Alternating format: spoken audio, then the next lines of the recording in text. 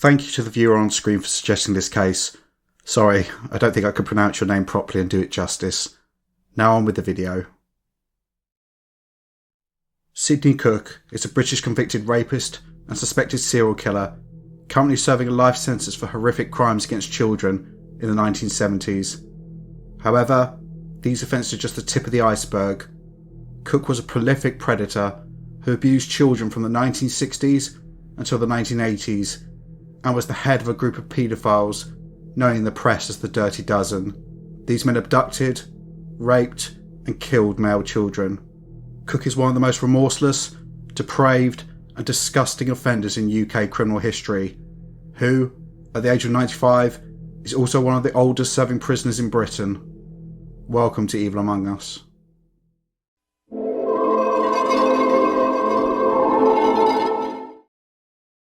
Sidney Charles Cooke was born on the 18th of April 1927 in Stroud in the county of Gloucestershire. Little is known about Cooke's childhood, but he later claimed in court that he was sexually abused as a child. This may have been his way of trying to gain sympathy from the judge and portray himself as a victim, or it may indeed be true, but it's no excuse for anything that he did as an adult. In August 1945, Cooke joined the British Army, but was a terrible soldier, and he was frequently AWOL and served several prison sentences for this. He was eventually kicked out of the army in 1952, spending most of his time either on the run or behind bars rather than serving king and country. In the early 1960s, Cooke found work as a fairground worker, which would enable him to travel around the country, interact with children, and eventually target them without suspicion. Cooke specifically manned a test your strength machine, which was popular with young boys keen to show off. When Cooke began sexually abusing children is unclear, but in 1961 he was given a £20 fine for molesting a boy in a cinema. Cooke's next confirmed victims were two brothers, with the youngest being 10 and the elder one being around 11 or 12. They both came from an abusive household, where there were 9 children in total, with their father being described as an alcoholic, violent bully, and their mother being unable to care for the children. Cooke came across the family whilst working at a fairground in 1970, and it appears that this family may also have been from this community, as the offences he committed were across various areas, indicating this family moved around frequently. The youngest boy was abused by Cooke for approximately 5 years from the age of 13 years old, being anally raped, as well as being forced to perform oral sex on Cooke, whilst also having him engage in this behaviour on him. The older brother was molested at the same time as his sibling for around 4 years and threatened with violence if he didn't comply. On some occasions, the boys would be taken together to an allotment and sexually assaulted by Cooke and a friend of his. Remember these offences, as they'll be important later. How many children Cooke molested during the 1970s is unclear, as he targeted disadvantaged families and children from backgrounds of abuse where he could easily integrate himself, molest the children, and then, when the fairground moved on, simply up sticks and set up in another area. Cooke, like other serial offenders, was able to take advantage of this nomadic lifestyle and is known to have moved around England, both north and south, going between Oxfordshire, London, Kent, Hertfordshire and Tyne and Wear. It appears that Cooke would frequently offend with his associates, who also had a sexual attraction to boys, and, as time progressed, the number of people linked to this behaviour increased, to the point where there were around 12 paedophiles who would engage in these offences, and they became known as the Dirty Dozen. Sometimes there were more than 12, sometimes less, but there appears to have been a core of dedicated and prolific paedophiles led by Sidney Cooke, which included the following monsters. Leslie Bailey, known as Catweasel, due to his staring eyes which resembled the title character of the British children's TV series of the same name, was born on the 21st of June 1953 in Hackney in London. He had below average intelligence and spent the majority of his childhood in care. In 1973, Bailey sexually assaulted and attempted to murder a 7-year-old girl. For some reason, the charges were reduced and he spent just 5 months in a mental hospital. In 1979, Bailey followed a woman into a lift in a block of flats, beat her and anally raped her. He was sent to prison for 5 years for this attack, being released in around 1982. Robert Oliver was born in around 1955. His mother apparently hated the fact that she had a son, and so dressed him up in women's clothing. By the age of 14 years old, Oliver would spend most of his time at arcades, where he'd be taken advantage of by men who would give him money for sex. Lenny Smith was born in Wales on the 23rd of August 1954. He too spent much of his childhood in care and was known to be the victim of sexual violence, but also the instigator of this type of behaviour. He was the victim due to his time working as a male prostitute in London, but he would also pimp out other young men and children. Smith met Robert Oliver in around 1973, however it's not clear when he met Sidney Cooke. In 1977, Smith was sent to prison for a year for gross indecency with a child. Aside from the link between Lenny Smith and Robert Oliver, it's difficult to establish when and how these four men met each other. However, regardless of how they met, between around the late 1970s and the 1980s, these men would take the lead in travelling around the country, abducting young boys off the street, or hiring child prostitutes, at which point they would be drugged, held whilst other paedophiles were gathered, and then gang raped. Due to the lack of DNA evidence back in the 1970s and the early 80s, the nomadic behaviour of these men, and the vulnerability of their victims, the number of children abused by this paedophile ring has never been established. Similarly, we don't know how many children these men murdered. Conservatively, it's believed they gang raped upwards of 50 children, although this is likely to be a significant underestimation. With regards to children they murdered, this figure varies wildly depending on sources, but could be anywhere from 7 to 20. The deaths of only 3 children ever led to any charges against these men, with Cooke, the leader of the group, only being convicted of offences related to one of them.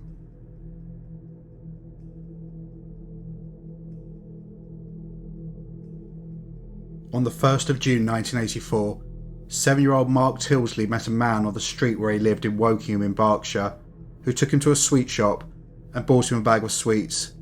This man was Sidney Cooke, and the shopkeeper heard Cooke saying that he would pay for Mark to go on the dodgems that night. Cooke was working at a local fairground, having set up his test of strength machine there. After finishing his dinner at 5:30, Mark left his home and rode his bike to the fairground. Before he left, his mother told him to be home no later than 7:30, and he said to her, quote, "Don't worry, Mum, I won't be late." These were his last words to her. It appears that by this point, Cooke had already set his plan into motion, with him calling Leslie Bailey, and he and Lenny Smith travelled from London to Wokingham to attend a, quote, party that evening. When they got to the fun fair, they met Cooke, who had lured Mark away from the main site on the promise of buying him sweets.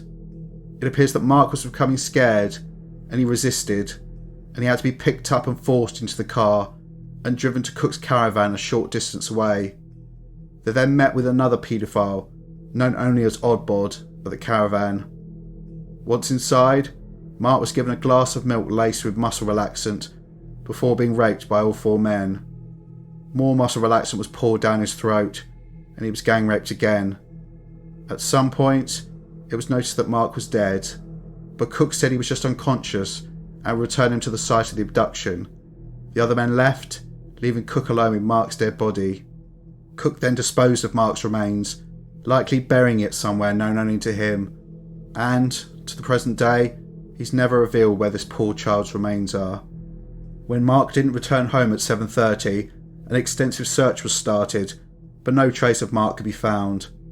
Unfortunately, it appears that he was already dead by this point, so before his parents even knew he was missing. Mark's father John passed away in 2005, and his mother Lavinia in 2011, with both parents dying before they could lay their boy to rest. On the 15th of September 1985, 6-year-old Barry Lewis was outside playing with his friends when he left and began to walk the short distance to his home in Walworth, in South London. He never made it home. Barry was abducted by force or lured into a vehicle. It's important to point out at this point that by the early 1980s, the paedophile group led by Cooke had obtained a flat, although I've read somewhere there might have been 2, in the Kingsmead estate in Hackney, East London. The flat that I found information about was described as squalid and disgusting, and, whilst people did live there, the main purpose was to have a place where children could be drugged and gang raped. The lead tenant at the property and the main person who lived there was Lenny Smith. Sidney Cooke was living a short distance away in another flat in Hackney. All through the early 1980s, there were sexual attacks on children in the area, likely all committed by members of this group.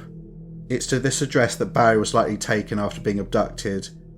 Here he was drugged, stripped, and anally raped by 7 or 8 men, including Sidney Cooke, Robert Oliver, Leslie Bailey, and likely Lenny Smith.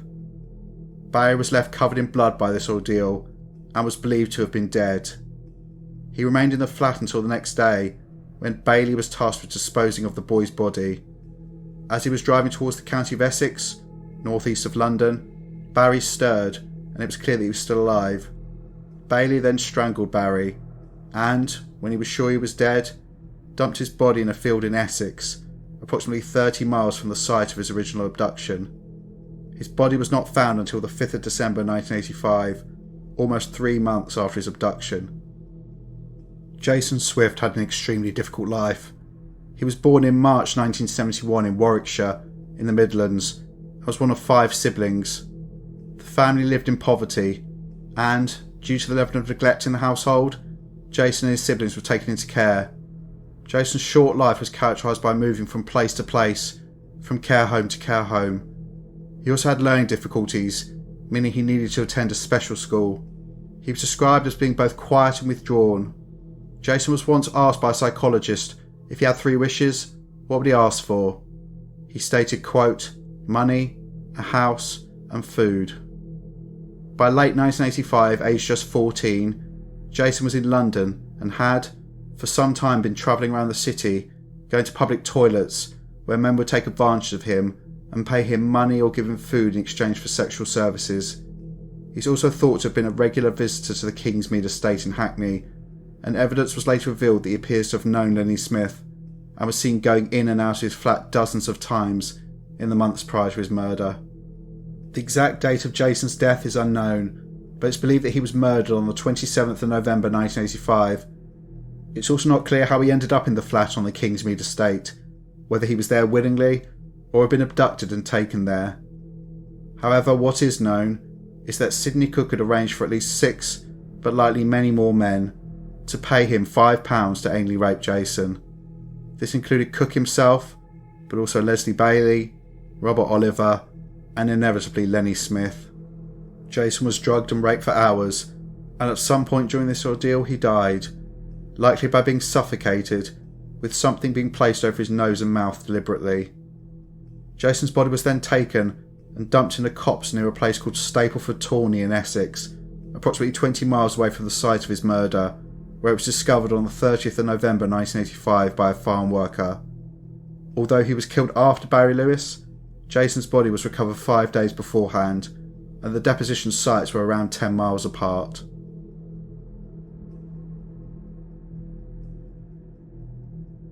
Autopsies on the bodies of both Jason Swift and Barry Lewis show police that both had sustained horrific injuries from being raped by multiple men, showing them not after one man, but a group of men. Also, it was clear around the same time, in the same area, men were offering their services as babysitters in order to gain access to children to rape, and this included Leslie Bailey, Robert Oliver, and Lenny Smith. In January 1986, the police therefore began a task force investigating the offences of this paedophile ring. Over the course of 1986 and 1987, the police interviewed thousands of witnesses and people of interest and compiled thousands of pages of evidence and intelligence. As time progressed, each of the main group members was arrested. Initially, they were detained for various sex offences, and this included Sidney Cooke and Lenny Smith, who were both arrested in February 1986, related to the sexual assault of a 13-year-old boy. Whilst in prison on remand for this offence, Cooke would boast about raping children and the murder of Jason Swift. He would go into graphic detail about raping and killing boys, with him saying that he killed many of them. The prisoners were so disgusted that they contacted the police to tell them what they'd learned.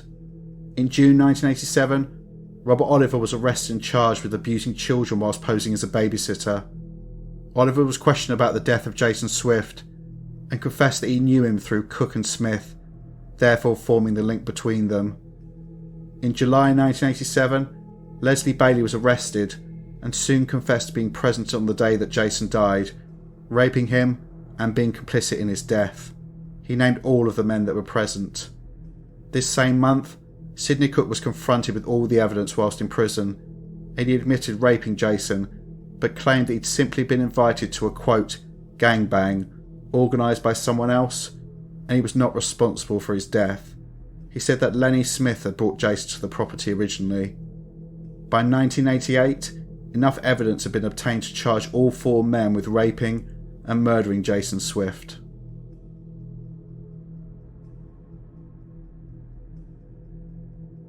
Unfortunately, by the time of the trial in 1989, charges against Lenny Smith had been dropped due to lack of evidence.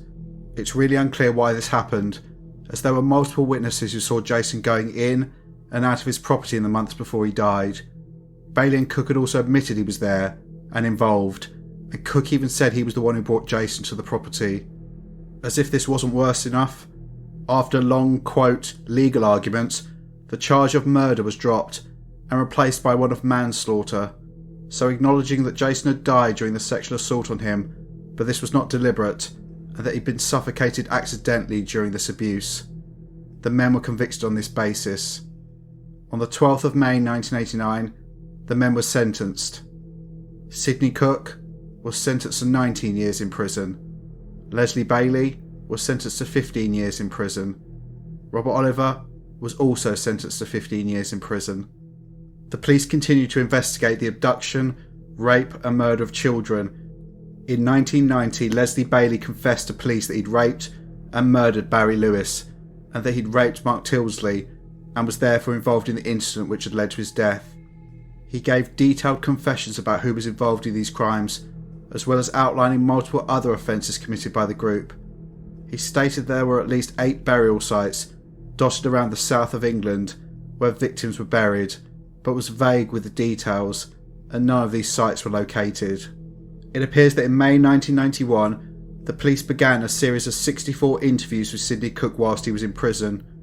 During these interactions, he apparently went into minute detail about raping Barry Lewis, clearly taking great glee in reliving the experience. However, despite Leslie Bailey's confession and Cooke's admission, no one else was charged with these murders, which seems absolutely ridiculous to me. What led to this decision was the fact that Leslie Bailey had significant underlying cognitive and emotional issues, and this, coupled with the fact that he was a child rapist, meant he was not considered a credible witness. In addition to this, Cooke subsequently withdrew his confession to raping Barry, and there was little other evidence, so there was not enough to charge anyone else with the offences related to Mark and Barry. So Bailey stood alone in the dock when on the 14th of June 1991 he pleaded guilty to murdering and raping Barry Lewis, and on the 22nd of October 1992 he pleaded guilty to the manslaughter and rape of Mark Tilsley. Leslie Bailey was sentenced to life in prison for his crimes, but I don't have any information about how long he was meant to serve before he could apply for parole. However, it doesn't matter, as Bailey would never see freedom again, and his time in prison was short. On October the 7th, 1993, he was found dead in his cell at H&P Whitemoor, a Category A prison in Cambridgeshire. He'd been murdered, strangled to death by 2 inmates as retribution for his crimes. Before turning to what has become of Sidney Cooke, I want to look at the fates of the other men involved in this case.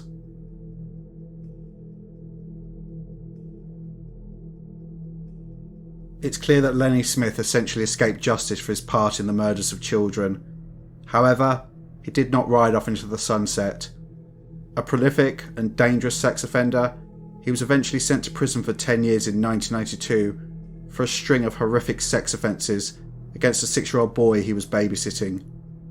He was released from prison in June 1999, but requested to be placed in a secure housing block for offenders next to Nottingham Prison. It appears this was a housing block where serious offenders would go to before moving on to another property, but Smith never left there.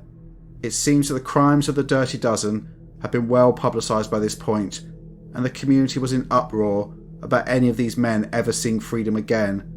Smith likely knew that if he stepped out into the real world, he would be murdered.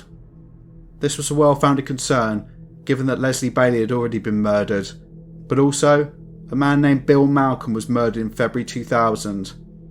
He was living in a property in East London when someone knocked on the door. When he opened it, he was shot at point-blank range in the head. Malcolm was an associate of the Dirty Dozen, but I'm unsure exactly what offences he was involved in with them. However, his record is described as appalling in and of itself, and it included him raping a 6-year-old girl, then, when he was released from prison, tracking her down and raping her again, while saying, quote, "You put me away, you bitch." It's believed this was an organised hit by gangs who felt he deserved to die for his crimes. No one mourned his passing. So Lenny Smith, likely fearing he would suffer the same fate, lived in this property attached to the prison, apparently leaving only once or twice, for 7 years, until his death from AIDS in 2006. Robert Oliver served his original sentence and was released, apparently changing his name. Due to his crimes, he was required to register as a sex offender and have restrictions about having contact with children, i.e. he shouldn't have any at all ever. In July 2013, he was jailed for 3 years for breaching these conditions, as he'd apparently gone into a household with children and sent a birthday card to a 1-year-old. He was released in 2014 and is apparently still alive, but probably with a new name. So what became of Sidney Cooke? Sickeningly, his sentence of 19 years was reduced by the Court of Appeal to 16 years in 1992, as he was able to argue that, due to Leslie Bailey's confessions, he must have been the leader of the group. He was just following. Why this made a difference, I do not know. However, the police knew that he was the ringleader. This meant that Cooke would be released in 1998. During his time in prison, Cooke showed no remorse and refused to undertake any rehabilitation programs. In fact, he revelled in his offending and was seen as a celebrity by other paedophiles. He would describe in graphic detail how he'd raped and murdered children, claiming he killed between 15 and 20. The public was well aware of how dangerous Cooke was, and so, when he was released on the 6th of April 1998, they were waiting for him.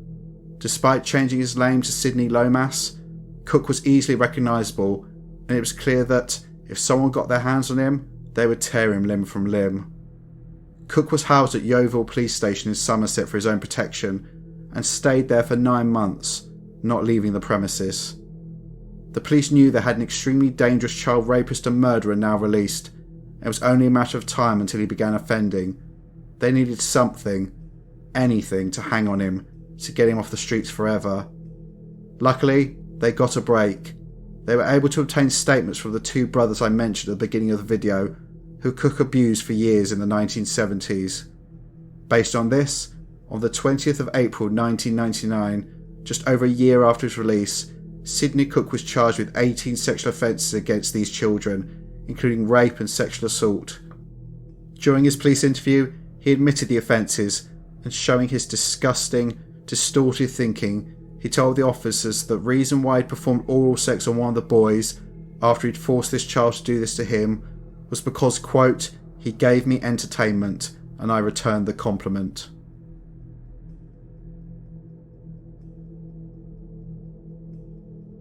Sidney Cooke was remanded to custody after being arrested, and on the 17th of December 1999, he appeared at Wolverhampton Crown Court before Judge David Poole for sentencing, having pleaded guilty to the offences for which he was charged.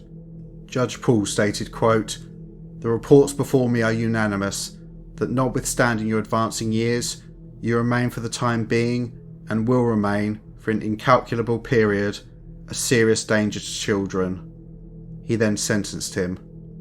Sidney Cooke was sentenced to life imprisonment with a minimum of 5 years before he could apply for parole.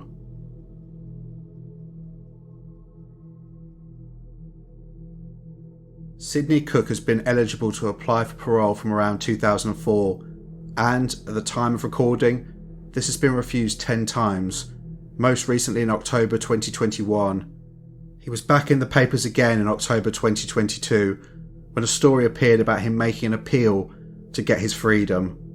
Obviously, a story like this produces panic, and I sometimes wonder whether the authors are just ignorant of how things work, or know and just want to be sensationalist. Basically, prisoners on life sentences can apply for parole at regular intervals, and this is reviewed by the parole board. This happens maybe once a year or once every 2 years. The parole board can decide to release them back into the world, move them to open conditions, which is a less restrictive environment, or refuse either of these two things. Cooke has been denied either release or a move to open prisons since he first became eligible for parole and remains in the Monster Mansion, H&P Wakefield, a Category A prison which houses some of the country's most dangerous offenders.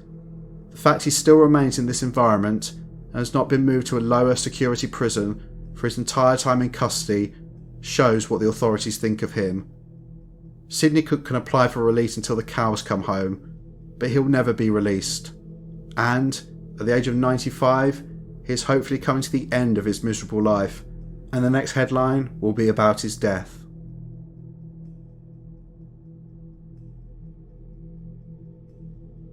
Sidney Cooke is one of the most prolific and remorseless child sex offenders and murderers the UK has ever seen, and that is just what we know. Unfortunately, Cooke committed his offences at a time when there were no CCTV cameras, and our understanding of DNA was still in its infancy. He was a calculating and predatory sex offender, travelling the length and breadth of the country abusing children. I've no doubt that he specifically chose working at a fairground, knowing this would attract little boys who he could then abuse before packing up and moving on to a new site quickly without anyone batting an eyelid. His type of victim was not arbitrary either. Cooke targeted children he knew had fallen through the cracks in society, like Jason Swift, a lost young man who was already being abused by predatory men when all he wanted was a roof over his head and food in his belly. Sidney Cooke is a man who devoted his whole life to the abuse of children. He was inevitably a sexual psychopath. I've no doubt that he got sexual gratification from hearing the screams of his victims. He also saw that he could make money from this, and so got men to pay him to rape the children he obtained. The men who he committed these offences with were no less evil. All of them were deeply disturbed, horrific excuses for human beings. Together, these men, and all of the others involved, formed an unholy alliance intent on meeting their disgusting sexual need to abuse young boys, destroying their bodies, and for those they did not kill, inflicting wounds so deep psychologically and emotionally that I wouldn't be surprised if some of the people they abused and let live committed suicide afterwards, or have struggled with being able to cope in their life until this very day. People who victimise children are cowards, pure and simple, but Cooke existed in a world surrounded by pathetic cowards and gained a sense of celebrity from these pathetic sycophants. All through his time in prison, it appears he wanted recognition and praise for the things he had done. I've read that Cooke is a remorseless and arrogant man, and imagine that if you sat down with him, he would sit there with a smirk on his face, just asking for a kicking. The most heartbreaking part of this story is just how little we know about the crimes of Cooke and the so-called Dirty Dozen. Several men I haven't mentioned were convicted of their part in this paedophile ring, but the majority were never identified and never prosecuted. This lack of knowledge also means the identities of all the children they murdered will never be known. Each one of these victims represents a life that was snatched away before it even begun, but also a family who never knew what happened to their loved one, or, even worse, because of the type of children he targeted, some may never have been reported missing. Their disappearances may not have even been noticed. I hope that all of the children who died at the hands of Sidney Cooke and his disgusting band of paedophiles are at peace, and the ones that survived have been able to rebuild their lives despite what these monsters did to them. This was a very heavy case, so make sure you do something to unwind and relax after listening to it. Go do something that makes you smile. Don't get sucked into the darkness. Please, tell me your thoughts on this case. Had you heard about the crimes of Sidney Cooke? I don't think in the UK his offences are widely known today. Anyway, if you like the content, please like, share and subscribe, and consider becoming a channel member by clicking the join button. Also, please consider sending a super thanks, which is a one-off donation to help support the channel. Unfortunately, given the content I cover, almost none of my videos are fully monetized, which is annoying, so any support would be great. Take care, and I'll see you in the next one.